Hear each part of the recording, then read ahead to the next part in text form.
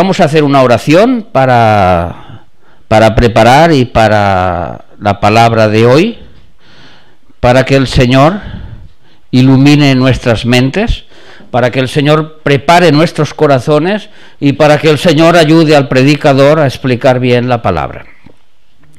Padre nuestro que estás en los cielos, gracias por la oportunidad que tú nos das de compartir tu palabra. Gracias porque si no es por ti, nosotros nada podemos hacer. Porque tú viniste a buscarnos, porque tú dices en tu palabra que ninguno de nosotros hubiéramos ido y nos hubiéramos acercado a Dios, sino que tú te acercaste a nosotros primero y nos llamaste y nos amaste, y luego nosotros pudimos ir a ti.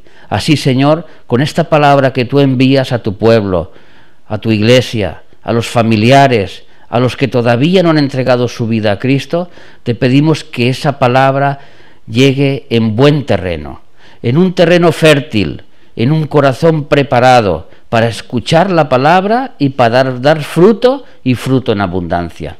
Tal como hemos cantado en el corito, nosotros podemos sembrar, pero tú eres el que das el fruto, solo tú. Así que, Padre, te pedimos de que ese fruto tú lo des porque es la obra sobrenatural de tu Santo Espíritu. En el nombre de Jesús, amén. Amén. El misterio de Jesucristo. Es una serie que vamos a empezar y que empezamos hoy, que es sobre los misterios de Dios. Y un misterio es una doctrina que no está revelada en el Nuevo Testamento y que Dios tenía oculta desde el Antiguo Testamento porque no era preciso que se conociese. Si leemos en Daniel, en el capítulo 12 y en el versículo 4, dice Daniel: sella las palabras de esta profecía, porque son para el fin. O sea que son unos misterios que Dios tenía oculto en el Antiguo Testamento y que no era preciso ni era necesario de que aquellas generaciones tuvieran revelación de aquellos misterios. Desde el principio, la intención de Dios al crear al hombre ha sido que el hombre sea un ser santo y sin mancha delante de él.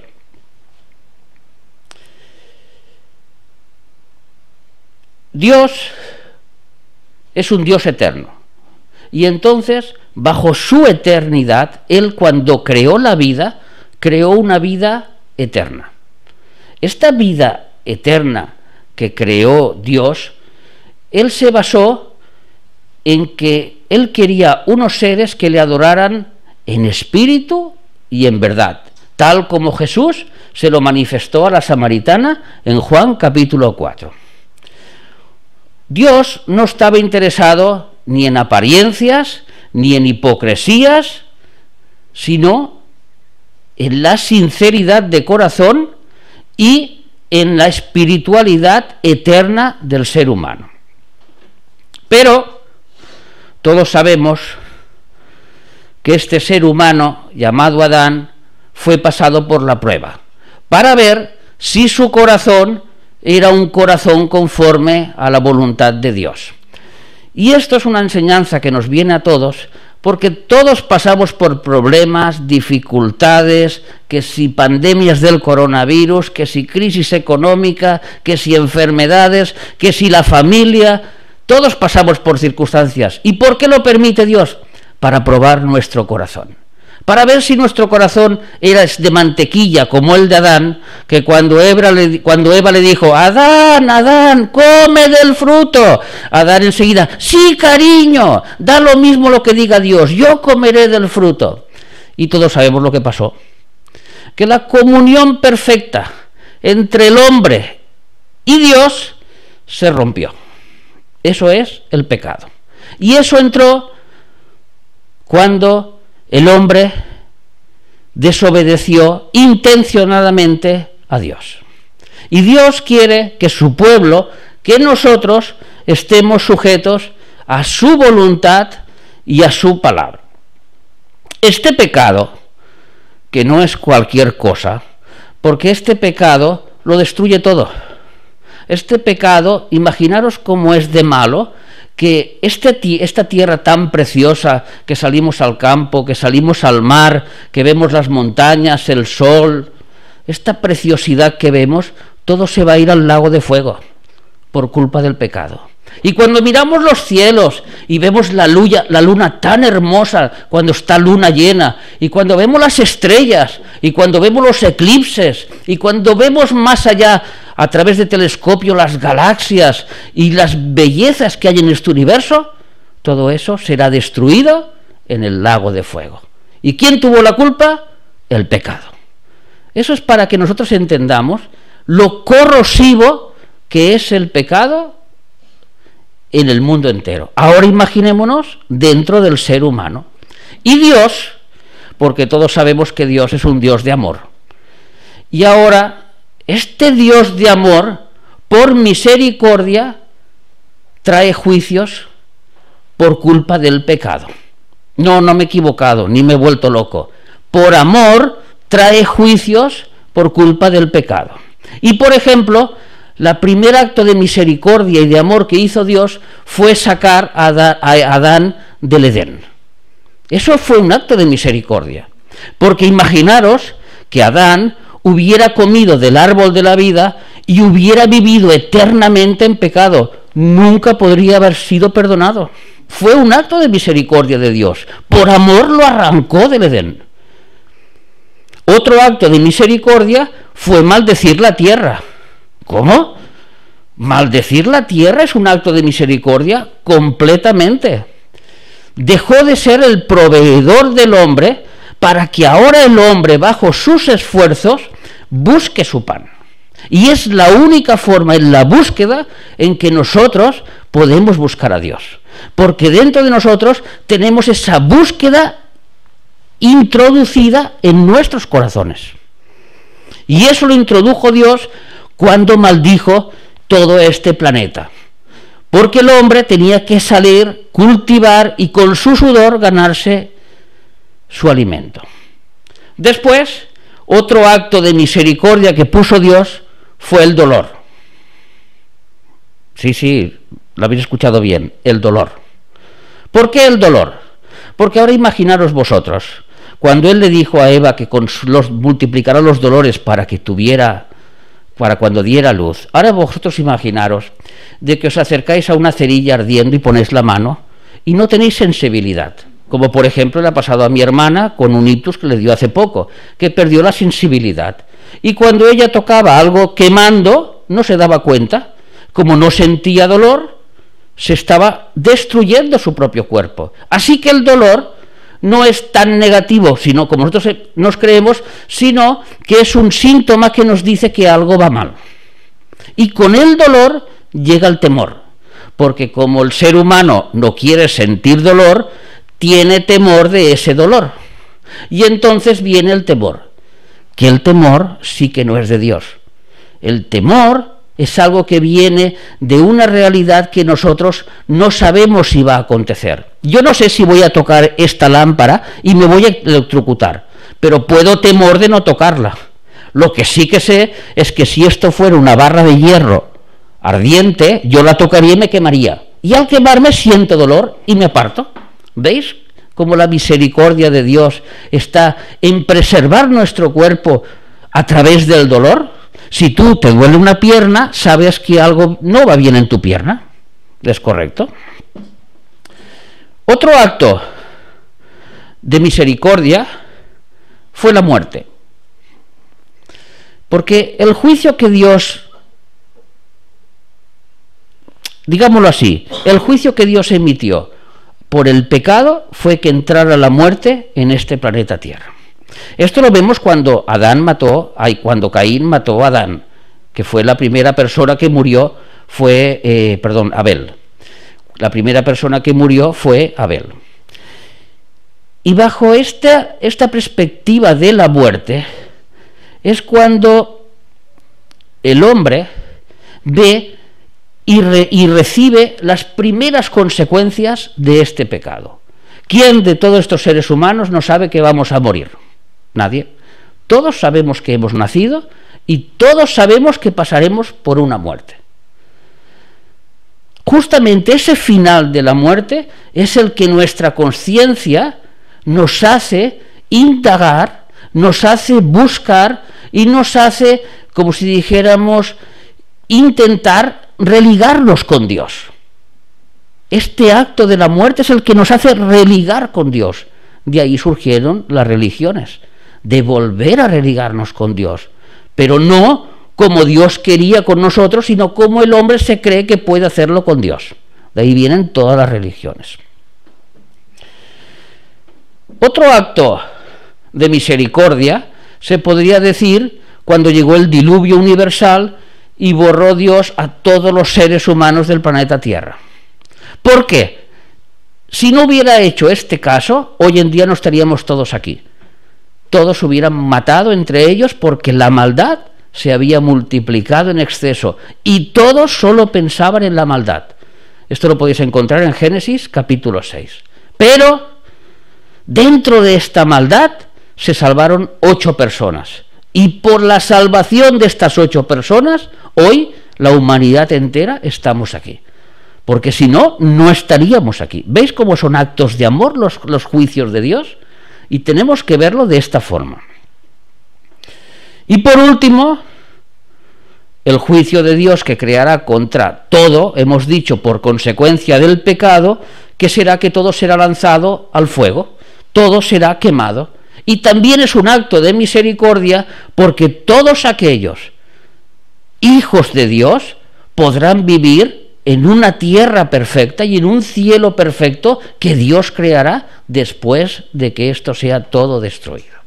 Así vemos cómo Dios, su amor, se expresa en todas las circunstancias que tenemos a nuestro alrededor. Dios siempre se ha manifestado al hombre. Se manifestó a Adán. Todos lo sabemos, que hablaba, caminaba con Adán por el huerto del Edén. Se manifestó a Set, hijo de Adán, donde dice en Génesis que cuando Set, a partir de su hijo, los hombres volvieron a buscar a Dios. Se manifestó a Enoc, que caminó con Dios y fue llevado al cielo. Se manifestó a Noé, que durante 120 años estuvo predicando la salvación del arca y nadie escuchó, pero él estuvo predicando porque Dios se le manifestó a Noé. Y se le manifestó a Job, que oraba por sus hijos y su familia y nunca entendieron que les vino la destrucción porque eran ellos los que tenían que buscar, no los padres por los hijos.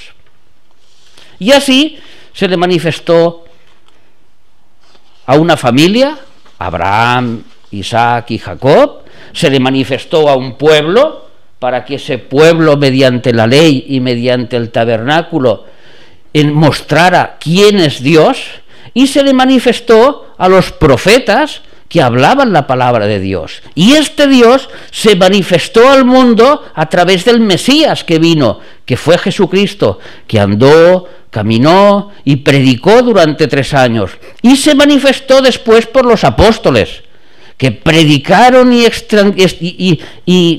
digamos que llevaron el Evangelio por todos los lugares. Y esta revelación completa, la revelación completa, que todos fueron parciales, porque los que vivieron con Cristo no tuvieron la revelación completa, porque los que escuchaban a los profetas no tuvieron la revelación completa, porque el mismo apóstol Pablo no tenía la revelación completa, hoy la tenemos tú y yo, a través de la palabra de Dios.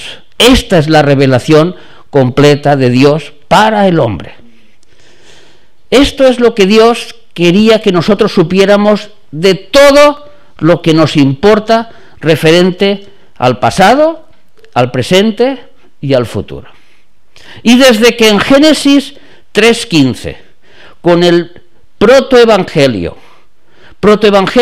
porque allí ya se promete una salvación para el hombre, donde le dice Dios a Satanás que el hijo de la mujer, que la simiente de la mujer le aplastaría la cabeza. Mientras que tu simiente, Lucifer, lo único que podrá hacer es dañarle un poco en la planta del pie.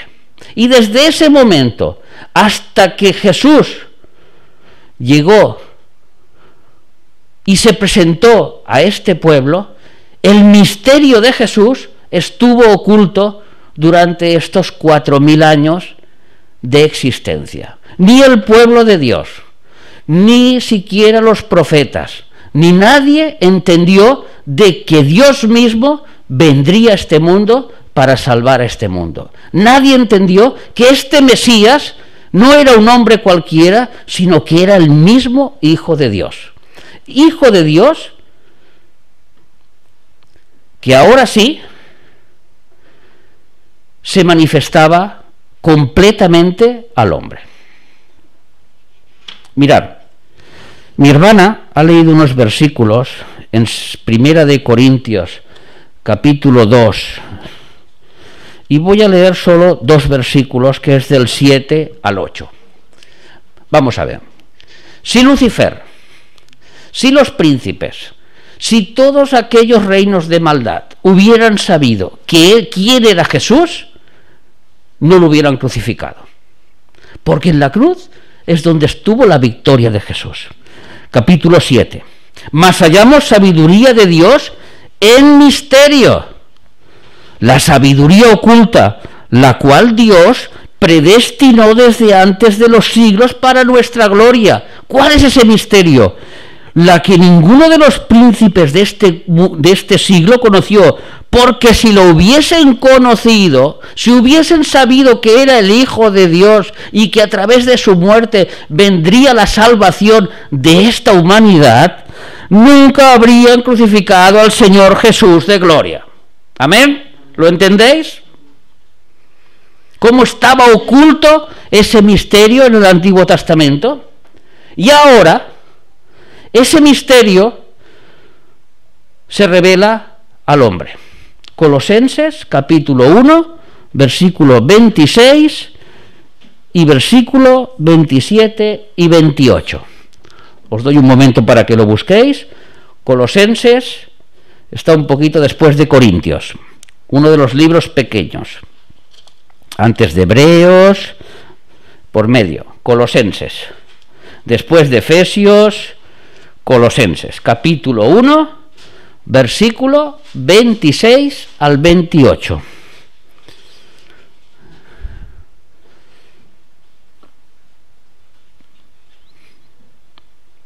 Vamos a ver esta revelación, cómo llega al hombre. El misterio que había estado oculto desde los siglos y las edades, que hemos leído en 1 de Corintios, pero que ahora ha sido manifestado a sus santos, a quienes Dios quiso dar a conocer las riquezas de la gloria de este misterio entre los gentiles, que es Cristo en vosotros. La esperanza de esperanza de gloria, a quien anunciamos, amonestando a todo hombre y enseñando a todo hombre con toda sabiduría, a fin de presentarse perfecto en Cristo Jesús a todo hombre. ¿Cuál es el misterio de Jesús? Que ahora, por su sacrificio en la cruz, puede entrar en nuestros corazones, puede vivir en nosotros, puede estar en nosotros. ¿Lo entendéis, iglesia? Que este es el misterio que en la antigüedad nadie lo entendió y solo a nosotros nos ha sido revelado. Y este misterio, que vosotros lo tenéis tan claro y que yo lo tengo tan claro, que el día que aceptamos a Jesús, Él entró en nuestros corazones, el mundo no lo entiende. El mundo lo tiene oculto. Todavía sigue siendo un misterio para este mundo. Y para que esto se les revele al mundo, es muy necesario que se predique la palabra del Señor para que el mundo encuentre la revelación de Jesucristo. Mirad, unas hojitas para atrás, en Romanos, voy a leerlo yo, Romanos último 16, del 25 al 26. Último capítulo de Romanos, últimas palabras del apóstol Pablo en esta carta a los romanos. Y dice así: y al que puede confirmaros según mi evangelio y la predicación de Jesucristo, según la revelación del misterio que se ha mantenido oculto desde los tiempos eternos, pero que ha sido manifestado ahora y por las escrituras de los profetas, según el mandamiento de Dios eterno, se ha dado a conocer a todas las gentes para que obedezcan a su fe. A través de la Biblia, de sus escrituras, nosotros tenemos la manifestación que el Espíritu Santo hace a nuestros corazones. Que Jesús surgió del seno del Padre. No fue creado en una galaxia, ni en Orión, ni en Centurión, por decirlo algo, sino que Él sale del mismo seno del Padre. Que Jesús, cuando estuvo en la tierra, dijo: el Padre y yo uno somos. No somos dos entidades separadas, sino que somos la misma entidad. Que Jesús tiene la misma sustancia divina que el Padre. Y que Jesús es Dios. Juan, capítulo 1 y versículo 1. Y por consiguiente, que Jesús es el creador de todo. Esta revelación que nosotros hoy la tenemos tan clara, porque el Espíritu Santo nos la ha dado a conocer, el mundo la tiene oculta. Y esta es la revelación de este Jesucristo. Ahora, si se predican otros Jesucristos, escuchar bien lo que voy a decir, si se predican otros Jesucristos, que ese Jesucristo es un arcángel, que ese Jesucristo es un Dios menor, que ese Jesucristo es creado por Dios, es una creación igual que nosotros, ¿cómo ese Jesucristo nos puede salvar? Imposible. ¿Lo veis?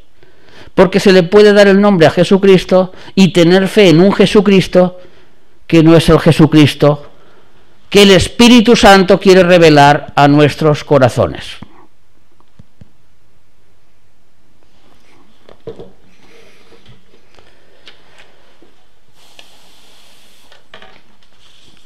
Cuando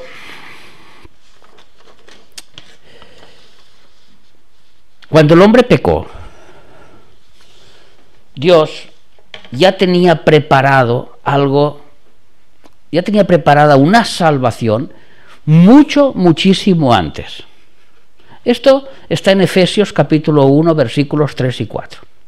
Y esta salvación que Dios preparó desde muchísimo antes de que ya existiera el hombre, porque Dios es omnisciente y sabe todo lo que va a acontecer.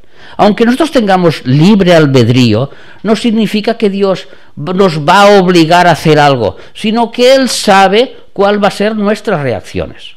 Y entonces, bajo este libre albedrío, este Dios preparó esta salvación, que se llamaba Jesucristo. Y esta salvación la envió al mundo en Juan 3:16. ¿Lo conocéis este versículo? ¿Lo habéis escuchado alguna vez? Porque de tal manera amó Dios al mundo que ha dado a su Hijo unigénito para que todo aquel que en él crea no se pierda, mas tenga vida eterna. Él envió esta salvación a esta tierra. ¿Y cómo la envió? Pues en Filipenses capítulo 2 y versículos del 6 al 11 nos dice que nosotros, el cual siendo en forma de Dios, porque tenía la misma sustancia que Dios, porque es Dios, no estimó el ser igual a Dios como cosa que aferrarse, sino que se despojó a sí mismo, tomando forma de siervo, hecho semejante a los hombres, y estando en la condición de hombre, se humilló a sí mismo, haciéndose obediente hasta la muerte y muerte de cruz. Por lo cual, Dios también lo exaltó hasta lo sumo, y le dio un nombre que es sobre todo nombre, para que en el nombre de Jesús se doble toda rodilla de los que están en los cielos y en la tierra y debajo de la tierra, y toda lengua confiese que Jesucristo es el Señor, para gloria de Dios Padre. Así llegó Jesús a esta tierra, a morir en una cruz, por ti y por mí, por nuestros pecados, por tus pecados y por mis pecados. Y esta revelación, que es sobrenatural, que tú todavía no lo has entendido en tu corazón del todo, ni yo tampoco, porque es una cosa sobrenatural que ha hecho Dios, y para esto es necesario que el ser humano reconozca su condición humana separada de Dios.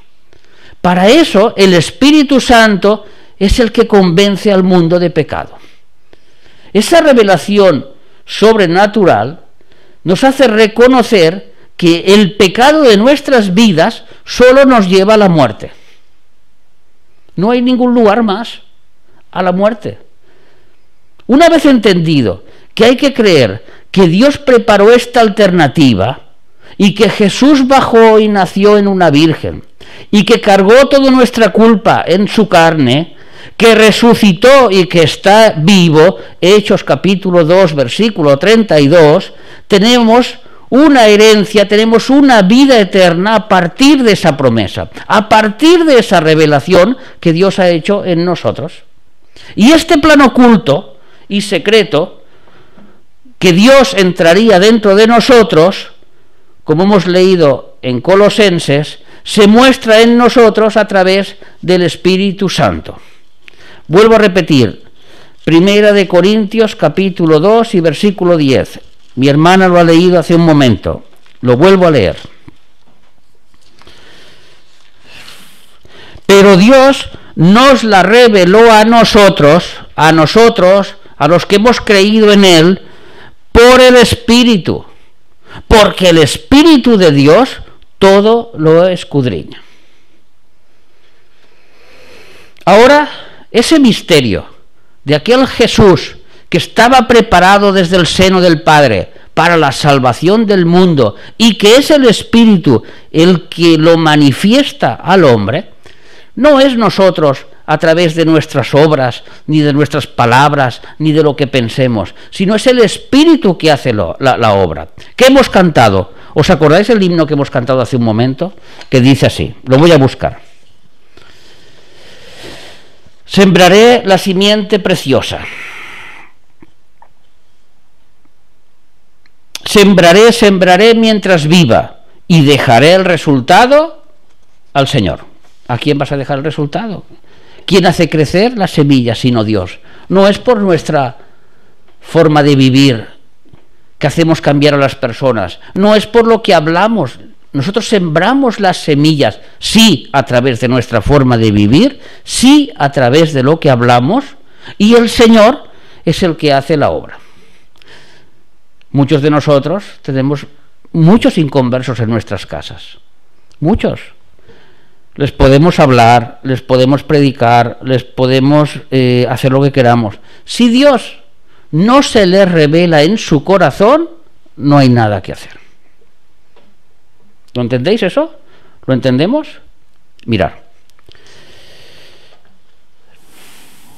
Mateo 17. Me parece que lo he perdido. Dame un segundito. Mateo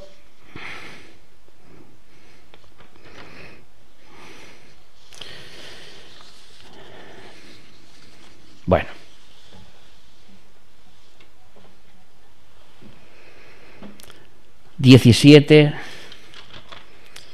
cuando el Señor, aquí está, Mateo 17, versículo 13. Mateo 16, versículo 13.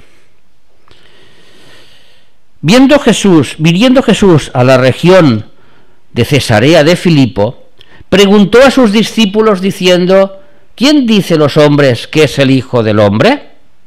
Ellos dijeron, unos, Juan el Bautista, otros dicen que eres Elías, otros dicen que eres Jeremías o alguno de los profetas.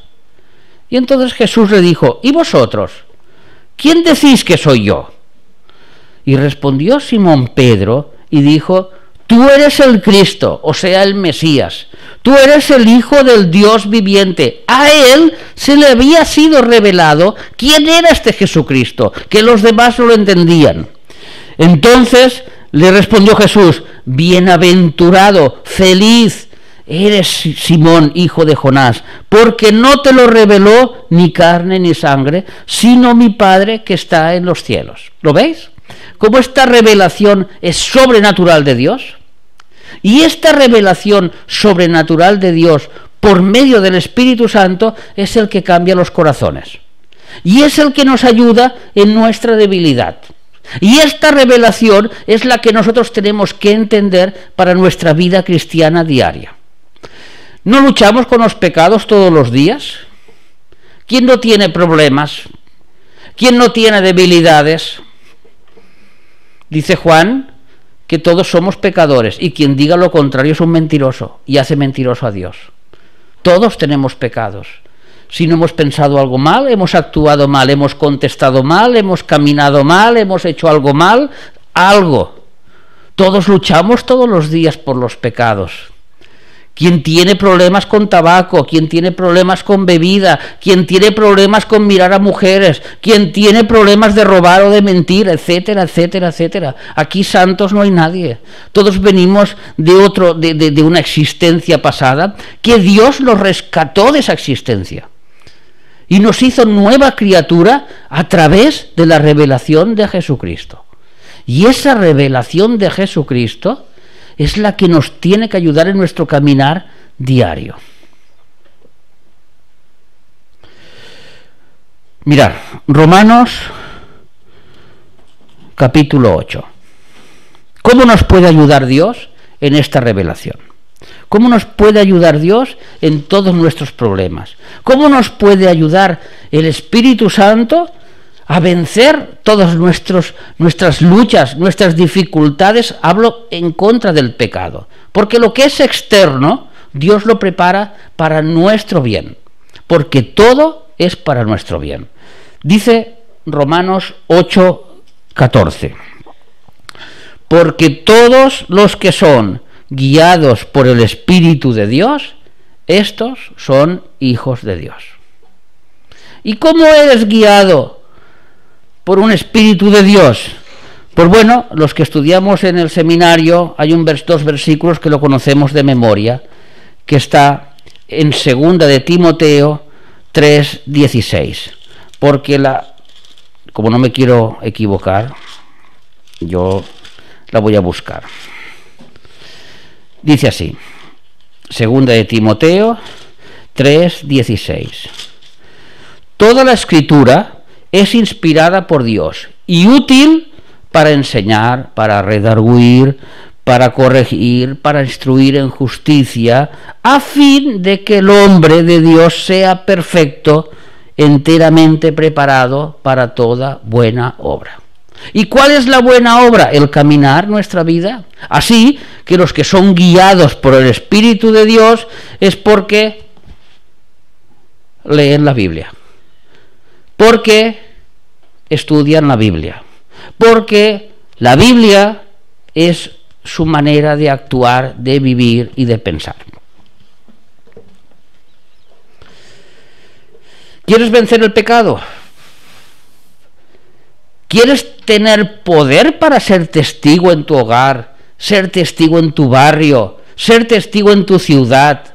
¿Quieres tener poder? Como dijo Jesús, y me seréis testigos. Donde estábamos leyendo, Romanos 8:5. Porque los que son de la carne piensan en las cosas de la carne, pero los que son del Espíritu, ¿en qué piensan? En las cosas del Espíritu. ¿Lo ves? Ahora, este Cristo, este Jesús que Dios había preparado de antemano, de que se nos ha revelado a nosotros por medio de las Escrituras, por el Espíritu Santo, y que nosotros sabemos de que Él vive dentro de nosotros, nos dice: ¿a quién quieres alimentar? ¿A la carne o al espíritu? ¿Tú mismo? Si alimentas al espíritu, tu espíritu se hará fuerte, se hará grande, se hará un gigante, y cuando vengan las dificultades, el espíritu te ayudará. Que hemos leído, porque todos son los que son guiados por el Espíritu de Dios, son hijos de Dios. ¿Lo veis? ¿Y qué hace el espíritu? Pues el Espíritu nos dice en Gálatas 5:22 que cuando nosotros alimentamos al Espíritu, ¿cómo? Reuniéndonos en la iglesia, orando, alabando al Señor, teniendo nuestro culto racional cada día, leyendo la Biblia, haciendo las cosas que hacen crecer a nuestro espíritu, resulta que entonces nosotros tenemos amor, tenemos gozo, tenemos paz, tenemos paciencia, benignidad, bondad, fe, mansedumbre, templanza, que son los frutos del Espíritu. ¿Lo veis? Qué sencillo que es. Este Dios, este Jesús manifestado, es el que nos da el poder para vivir todos los días hasta que Él venga. Y iglesia, despierta, porque viene y viene pronto. Y más vale que despiertes, porque estos mensajes no son tanto para los del mundo, sino para los de la iglesia.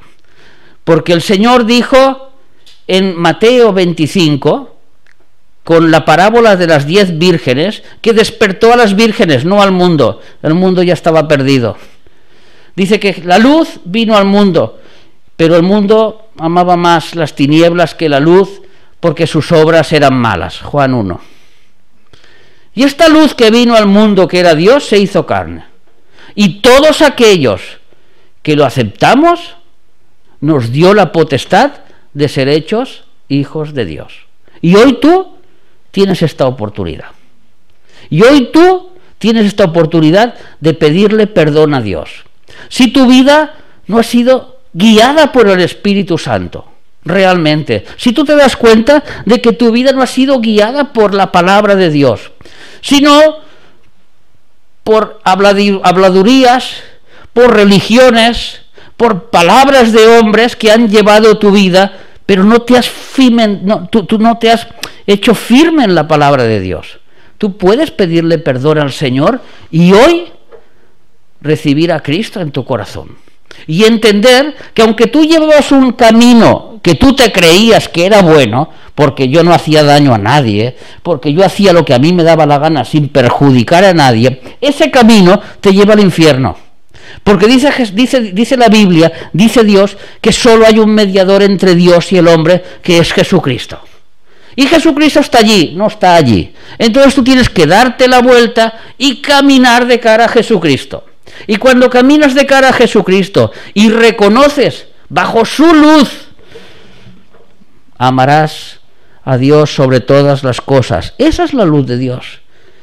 Y a tu prójimo como a ti mismo. ¿Verdad que todos hemos pecado en eso?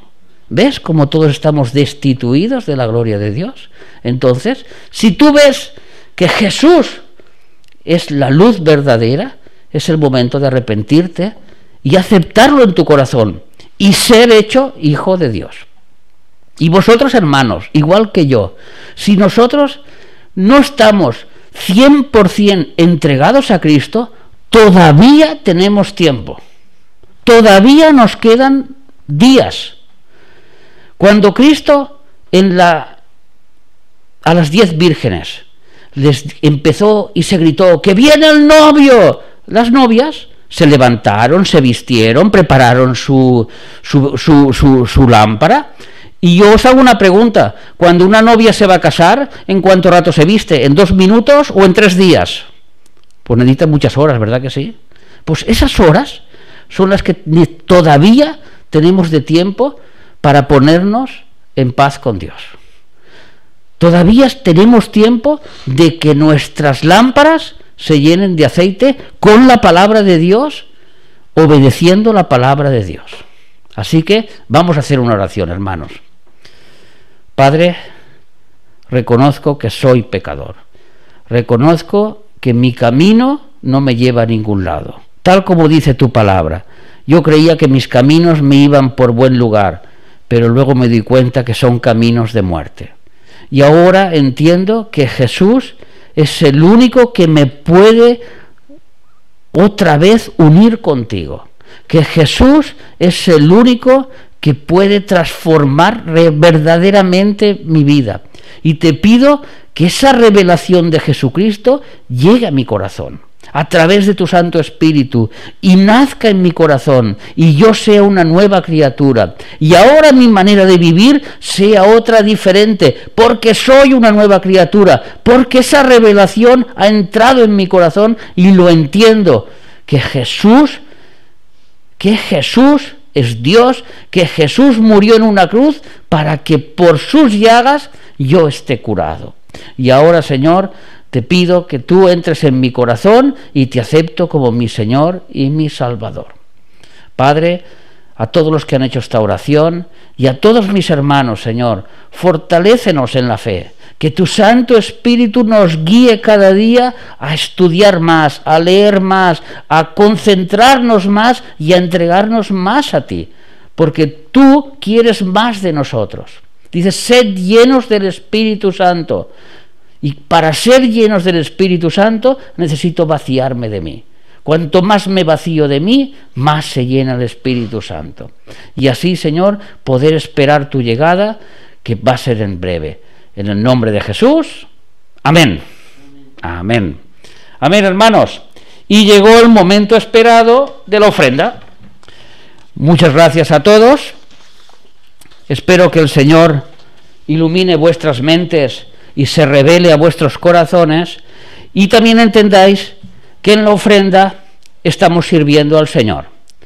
Porque gracias a las ofrendas, nosotros pues podemos predicar por las redes sociales, pues podemos pagar la luz, podemos pagar el internet, pues podemos pagar los gastos que tiene una iglesia, un local, una entidad religiosa como es Asamblea, Camino, Verdad y Vida. Y sabéis que predicamos en nuestra iglesia que tenemos aquí en Roquetas, que predicamos en las redes sociales, que predicamos a través de nuestro seminario, que ayudamos en la obra de Dios en África. Y todo eso lo hacemos gracias a las ofrendas y gracias a Dios sobre todo que nos ayuda. Así que os dejo el enlace al final del vídeo para que todo lo que queráis y que el Señor ponga en vuestro corazón, si queréis dar una ofrenda, pues muchísimas gracias por ello. Y con un toque de fe nos despedimos hoy. Y hermanos, pues muchas gracias porque hemos estado todos unidos, hemos estado todos juntos. De verdad que con todo el amor y el cariño os digo que meditar en la palabra, confiar en el Señor está a nuestro lado, no tenemos que temer de nada. Todos estos virus, todas estas pandemias, todo esto, pensar que es un toque de atención que Dios está poniendo para que nosotros, su amada iglesia, nos despertemos y nos vayamos con Él a la gloria. ¿Dónde estaremos mejor? ¿En el paraíso? 1000 veces mejor que aquí. Así que tener mucha paz y que el Señor os bendiga mucho. Amén.